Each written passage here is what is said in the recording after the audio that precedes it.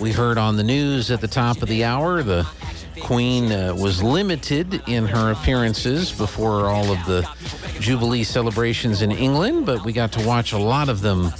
That still amazes me, that the way technology is now and the internet, you can turn on your TV, connect to the appropriate device or app, and be watching in real time events happening around the world in high definition. It is just truly amazing how far the technology has advanced, especially on this anniversary of D-Day, when the Allies landed in France in the first major push to retake Europe from Nazi Germany. Anyway, it is truly amazing, all this stuff that went on. And I have a friend of ours on the phone, Mr. Walter Dorman. How you doing, Walter?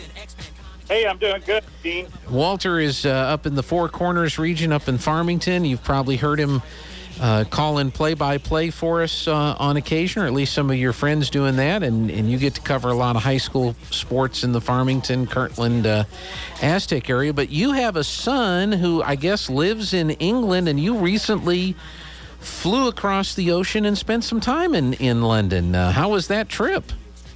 Well, we did, and of course we went over. He got married, and that's the reason that we went over there. And it was just an amazing trip. England's a great place to visit, a lot of history, and just a lot of great sights. And of course, we got to spend a week there before the wedding, and got to see, just amazing sights. And plus, got to where the wedding was, we got to spend the night in a castle too. So that was pretty exciting. Wow, they do have quite a few castles there in England. Now, your son, does he lives in England, and how did he meet an English girl, if you don't mind my asking? Well, his company transferred him there 4 years ago, and he was working and met this nice English gal, and the rest is history. Wow. So what was it like meeting her parents and her family? Did they all have the British accent? Did you make fun of their accent, or were they making fun of your accent? How did that all go? Well, I think a little bit of both. And of course, we met the daughter-in-law first, and she definitely speaks very fast. In fact, our son kind of makes fun of her speaking because she does speak very fast. But, meeting the in-laws, we actually the first time we met them, they came to the States, and we got to go to, we went to an NBA basketball game in Colorado, and we got to meet them, eat dinner with them. And so really great people, and has really taken our son into their family, and, just some great people, and we stay in contact with them all the time. I know when you were there, which was a couple of weeks ago, I'm sure the country was all excited about and talking about the Jubilee celebration, which took place this past weekend. Did you get a chance to see some of the preparation work that was going on for the event that just happened this weekend? We actually did. We went to Buckingham Palace. We'd been to Buckingham Palace 4 years ago, and we went back, and it was all blocked off. You couldn't get up to the gate because they were putting in all the grandstands, and it was just a neat sight to see and realize what was fixing to happen, and just an amazing, what great a country that is loyal to the royals, I guess. Yeah, because we don't have royalty here. We have people that think they're royalty here in the United States, but we don't have royalty. But what's it like in a country where they are subjects of a queen? What was the thing? What did everybody talk about? What were they all excited about? You know what? We really, we went to places to eat, and no one really, you could just tell the excitement in the air, but no one really talked about it other than there was flags everywhere. We were in downtown London, and, just flags everywhere, British flags, getting ready to celebrate the event. We also did visit Windsor Castle, and they had, if you watched, as you talked about online, when Queen Elizabeth lit the light, we actually got to see that area. It was, being set up and everything, and it was just electric and just exciting, to be there. And of course, London is a bustling town. I mean, it's just nonstop. The pubs are busy every night, and just a great experience. So, being an American in London, what kind of grief did you get, or what do people there in London, when they find out you're an American? Of course, I don't know if they find out. You probably were obviously an American. Well, I guess mostly when you speak. I mean, obviously, you go there and it's a diverse country, but you still look like someone that's from London, I guess, until you talk. That's when it's different. And you know what? We really, everywhere we went, people were friendly, and we just didn't have any, nothing ill will or anything from anywhere we went. And it was amazing. A lot of places that we went, I heard people talking, and they, you knew they were from America also. So there were quite a few folks from this part of the world that tourist in London. What were some of the neat sights that you got to see on this particular trip? You mentioned you stayed in a castle. Yeah, we actually stayed in Leeds Castle, and it has a lot of history, built in, I believe, in the 1300s, and it actually started on the property around the 1100s, where a building was built on it. And then a king bought it and built the castle and so forth. Anyway, we also took a tour of the Belfast, which was a ship that was used for 4 wars by England. It started, in World War I. We got to take a tour of that. It was pretty neat. The Tower of London we went to. That's the second time I went to the Tower of London, and we went back to it again because it was just so neat the first time. And I think we even saw more of the Tower of London than what we had seen before. What else did we see? We saw a lot of other things. We went to the cathedral that you just saw, the cathedral that they just had the Jubilee, where they went into the chapel. Mm-hmm. It was an amazing sight, too. We got to see Big Ben. Last time we went, it was completely covered up in scaffolding, and that was kind of disappointing, but it was so neat to see it, the restoration all done and everything, and that was really, really a neat sight, too. And I don't know, there's just so much going on. We would go to a different pub every night, and they really like the English really like to socialize and just have a good time after work every night. Wow. Yeah. So I remember there was an episode of Columbo, the TV show Columbo. Columbo's in London, and he looks up at Big Ben, and he says, "That Big Ben?" And the guy that's with him says, "Yeah, that's Big Ben." And he looks at his watch, his little cheap Timex watch, and he says, "Wow, it's pretty amazing, as old as it is, and it's only off by a minute." Leave it to Columbo, right? That's right. I'm guessing that the Big Ben is the time in London. There, you need to be in sync with. I would, yeah, definitely so, and an amazing sight, absolutely, and of course, right on the Thames River, and just Parliament's right there, across the street, the Abbey, and of course the chapel, and there's just a lot of things really close, and of course we rode the double-decker bus. You got to do that. Mm-hmm. And we rode the train and also the tube, as they call it. So the subway is called the tube. Yeah. So when you go to the bars to hang out after work, what is common bar food? What do people enjoy eating when they gather? Well, of course, England is known for their fish and chips, and so you've always got to try that at least once. There are some different foods. But there's hamburgers. I mean, they have hamburgers too. One of the things mentioned in that too, one of the things that they do not use a lot of, and it's hard to get, is to get a cube of ice in your drink. Really? They do not use ice hardly at all. Well, So everything's warm. I've heard that like the beer is warm. That had to be is that an acquired taste, or did you come to accept that? It is what it is. Where it was hard is they wouldn't put any ice in your Coke. Oh, okay.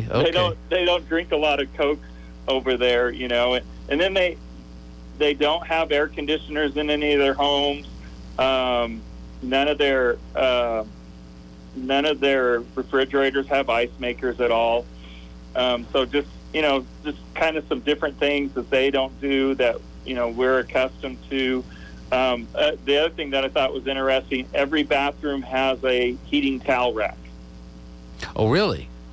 Every bathroom. But they don't have air conditioning, but they have a heating. But they don't have air conditioning. They have a heating towel rack.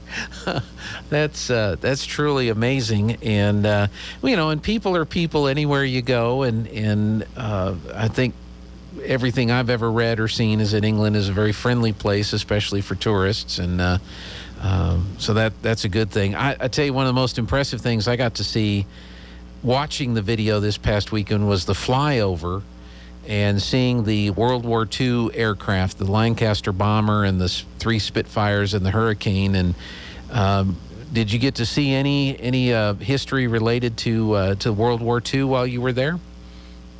No, we didn't. Of course, like I said, the only thing that we really got to see was the Belfast and tour it, and that was pretty much it. We see the guardsmen there. We saw some guardsmen at Windsor, and that's pretty neat because they will not talk to you. We did have one that would blink his eyes at us when we were taking pictures, and he was kind of funny with his eye blinking. So I've heard that, I've always heard that they won't talk to you, they won't do anything, but this guy would blink his eyes. So. And that was at Windsor Castle, right? That was at Windsor Castle, yes. Yeah. And I have no concept of the space or the where all of this is. I don't think anybody does when you just see it in movies or TV.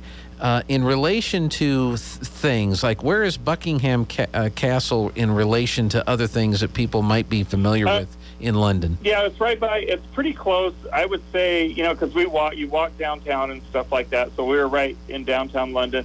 Buckingham Palace is not that far from the Abbey. It has a long lane, which you saw that, you saw the long lane that the parade went down and stuff like that. Mm-hmm. We walked down that. We walked through the park. And so it's really, it was just kind of almost a hop, skip, and a jump from the Abbey and the cathedral to get to Buckingham Palace. Now, I believe Windsor's probably about 15 minutes away, if I remember right. They're not really close, but they're not that far away either. Yeah, you're right. Well, I mean, you're from New Mexico. I mean, we measure travel in hours. Right. We went to Albuquerque. That was just there's just a few 3 hours up the road there, and so they're a little bit different. And have you, in your 2 trips that you've been there, have you gotten out into the countryside outside of London much, or have you pretty well just been in and around that part? We did. The first time we took a 45-minute train ride and went to Cambridge, and that was also amazing. I would have loved to went back there just to see, the school and that little town that is there.